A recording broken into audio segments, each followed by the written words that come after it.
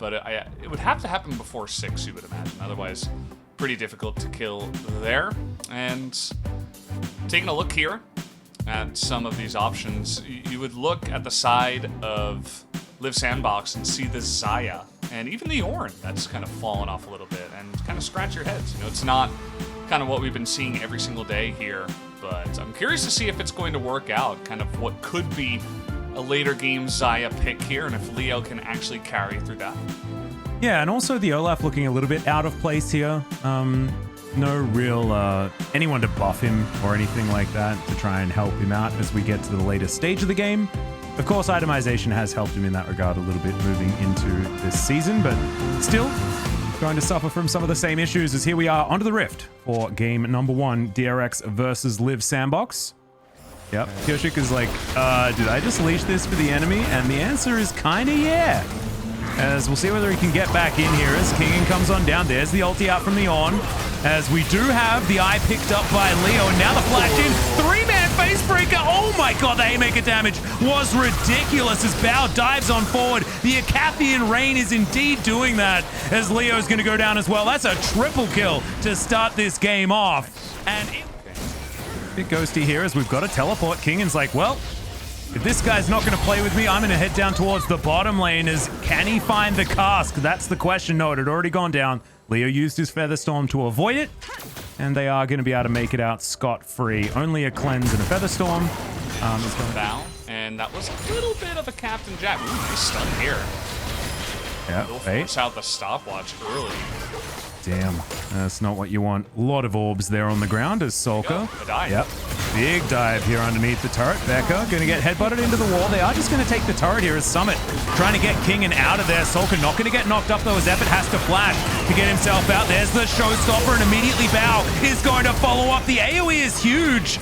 But Becker is still going to fall down. Voidseeker's fantastic there to secure the kill onto the Olaf. Like Alistair, guys like Olaf, they're just left out to dry here. So you see, they both want to dive, they both want to go forward, but with the TPs coming in and the flank around the back, they immediately, the entire fight, are just running away. They get 0 value. And you see Fate desperate, trying to get something done. Becca goes a little bit ham here, a bit of a sacrifice, right? Because he does open up some kills eventually for his team. Don't know if he had to go that ham, but certainly, again, does end up working pretty well. Between these two junglers, Croco already pretty low as the explosive cast comes down. Double knock up from Summit, but no one's fully committing just yet. Finally, the Ornn comes in and Croco locks down the Drake. Kyoshik going to be the first focus. Gets himself a big shield and gets over the wall with the collateral damage. Fate gets in there, but just gets blown up by the Graves. And in the meantime, Bao free hitting onto Summit. He's not tanky enough at all. And my god, this Kai'Sa problem is just getting worse and worse for Live Sandbox. Yeah, so unfortunate. Look at Becca on the left. He totally catches Fate with his pants down, gets him right into the thick of things as a Zoe. Leo's not able to Featherstorm away from the Cinder damage, and then Fate just can't really do anything. He has to go forward. He's not able to poke. He gets just one tap by Kyoshik in the end. And everything just kind of falls to pieces. I mean, DRX were already ahead. You mentioned the Kai'Sa problem. Just no eye for damage whatsoever here for Kingen. As Croco is fighting Becca. I don't know who wins that battle, as Becca's real fast. Save up for retirement. This is all, it's all put into Samsung, you know? They're like, oh, this is the easy one. As now, finally, they're gonna hopefully try and prove us wrong as Summit flashes out. You can't flash away from the killer instinct of Bao. We're going to try and take a Baron first. Croco, flash is available as the Voidseeker finds Effort. And Fate trying to clear out the mid lane. Becca in flanking position, but of course, we're not going to have a fight for this. As Kingen jumps on over, spots out Effort with the ward that they had there placed earlier. And Kyoshik just like, he's like desperately trying to get something to happen. He's just ulting Summit. Summit? Be careful, mate. You're not that tanky. Oh, okay. Bao. He's got heal, not cleanse, remember, as there's the Ornn. Kyoshik flashing away, but does get knocked up. Featherstorm doesn't land onto the Graves, and now, oh my goodness, the Gragas collection system is so powerful. Bao not even going to get taken down there as the wallets are extraordinarily heavy. Summit just going to get bopped. Look at how little damage this Gragas does, but he also takes absolutely none. As look, you can't fault them. They're still going to win the game. Another beautiful barrel collection system, and also the scat of the week. Absolutely beautiful as Becca gets underneath the turret and secures yet another pickup. This guy's set has been stunning today. As Fate, yeah, back onto the fountain for you, my friend. Another body slam lands, and DRX will tidy this game up at about 32 minutes. Really, really clean stuff. I mean, it was slow, but it was real steady here for the DRX guys, as Pioshik doesn't even die. Not much to go off from there. So we're going to take a look at some of the stats from that game. As you mentioned, very linear. It's just like we're climbing up a slow hill. It took 11 minutes for anything to happen, Valdez. 11 minutes. It was, you know, we had a bit of a fun time. Yeah. Talking about not League of Legends in the beginning of that game. And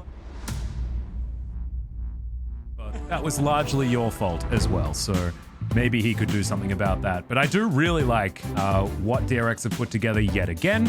One more time, it's magic damage in both of these solo lanes, and Pioshik being able to get around and augment these lanes with all of his physical damage is going to be very effective. And then Kingen stealing away all these Nars is going to be frightening. Absolutely. This is going to be a fun one. I think we have more potential for action in game number 2, so that makes me a happy caster, of course. I think that DRX can take this game into their own hands and kind of blow it up after 1 or 2 items. Certainly looks like that kind of composition, Valdez. Here we are onto the ref for game number 2. We're going to try and keep the energy up. You play PvE in World of Warcraft, you know? Basically the same thing.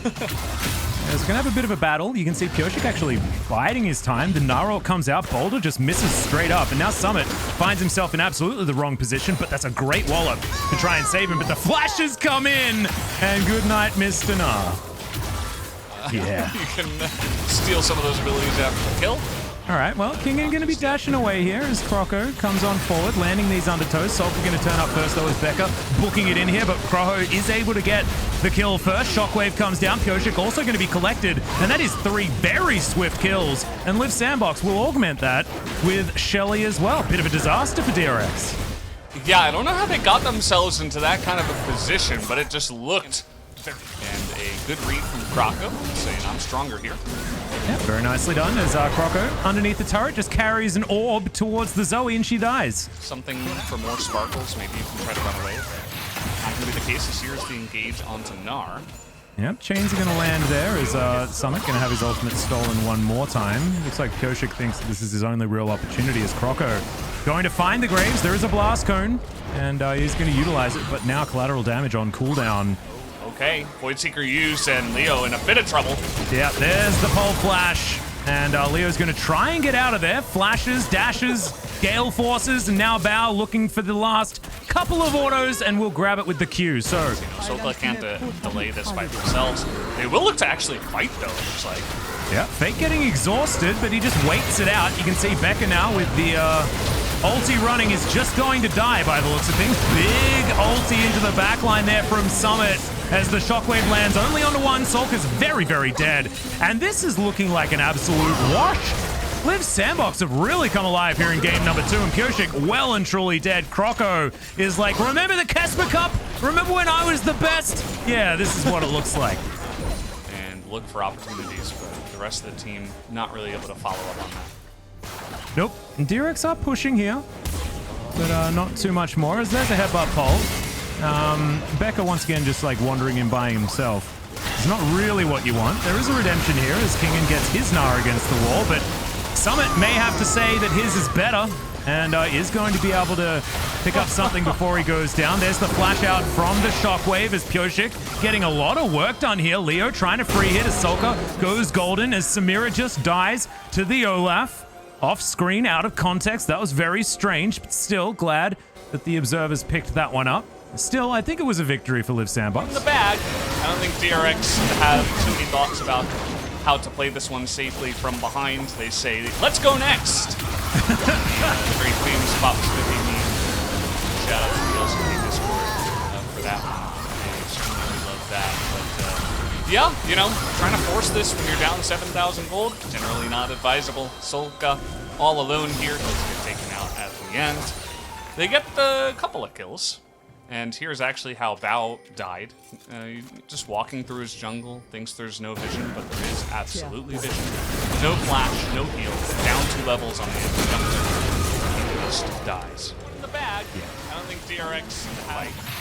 Yep, teleports in as we've got the abduct onto Croco. He's sitting on the Ragnarok though, so he shouldn't be in too much trouble. Yeah, Pulverize is going to be avoided. With that ulti, he does a lot of damage actually. They need to be scared. He's running away now. It's the 3-man shockwave. Fate turns it around. And I don't know why DRX are taking all these fights. They're trying to get to game 3 as fast as possible as Bao.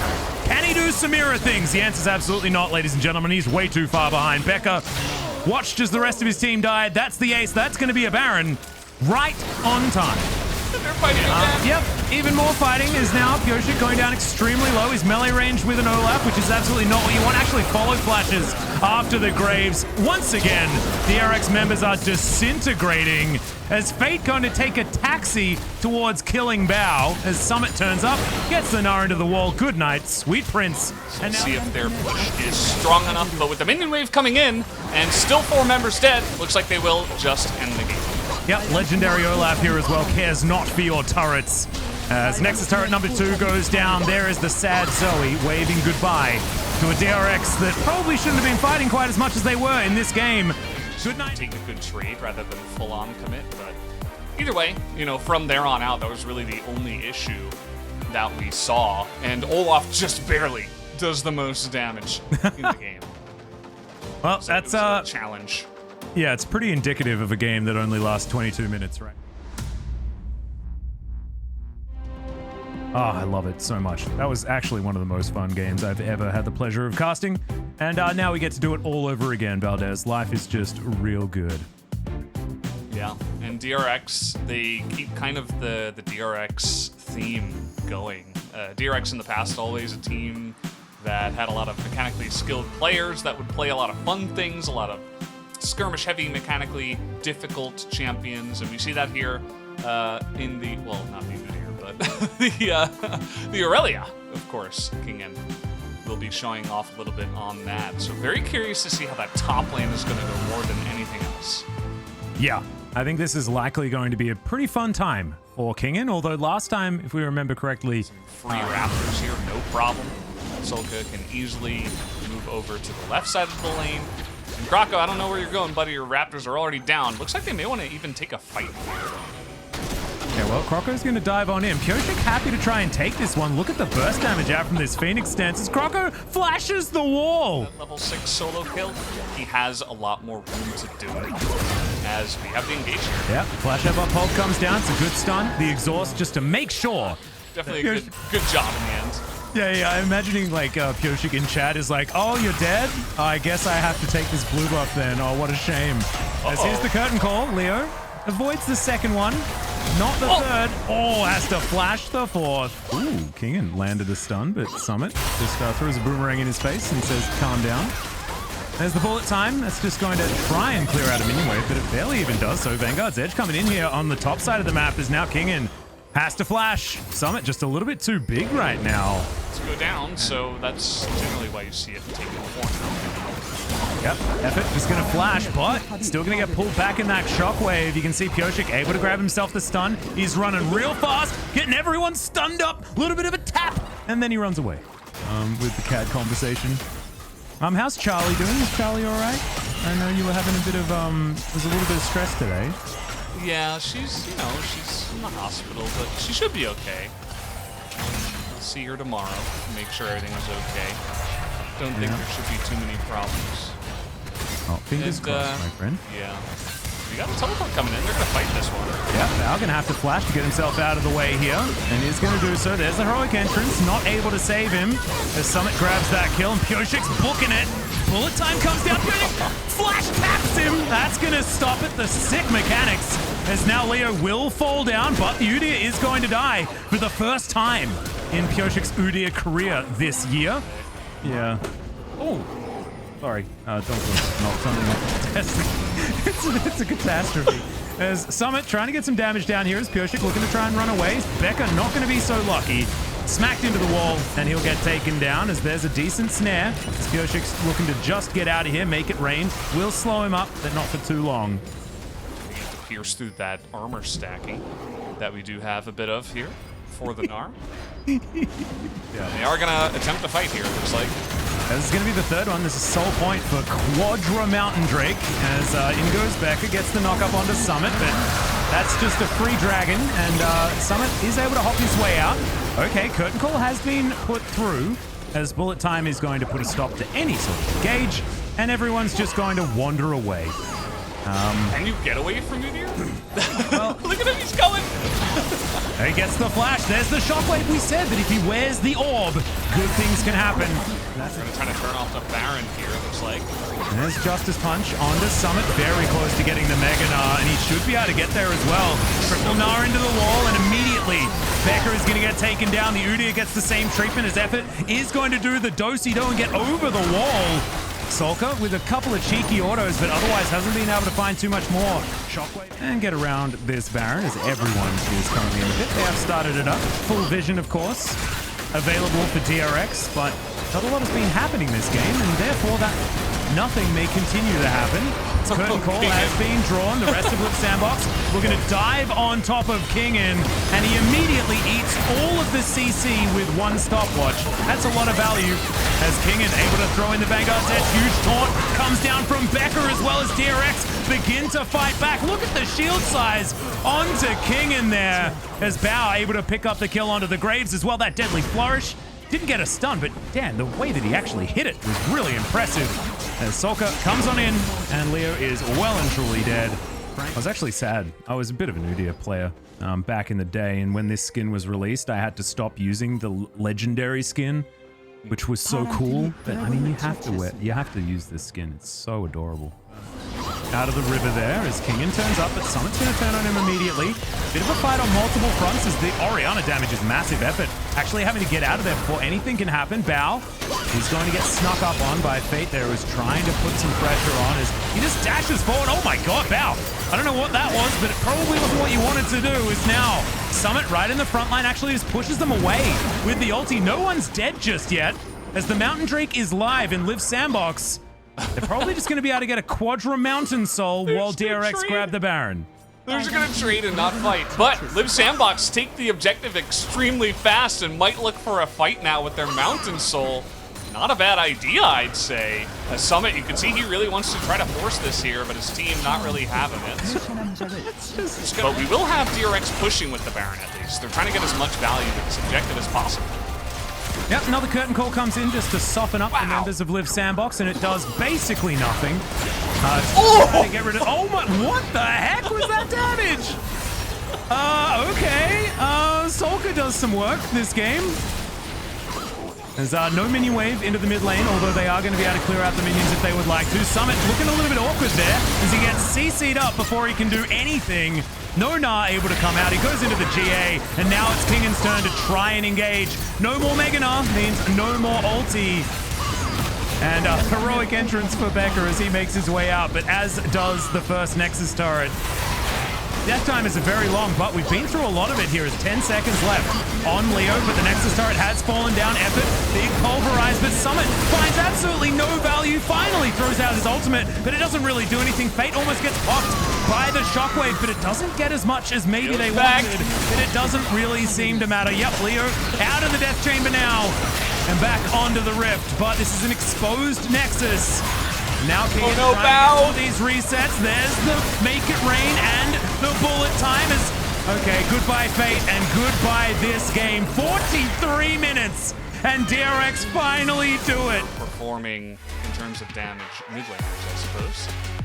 Yep, a lot of poke damage coming out as Fate felt a little bit like he was 1v9ing on their side. It's one of the first times that I've seen, you know, a Quadra Dragon Soul that wasn't a cloud really not do anything in that game. Yes, it avoided a lot of the poke that began some of those fights, but it didn't stop Solka from just one-shotting Leo and finishing.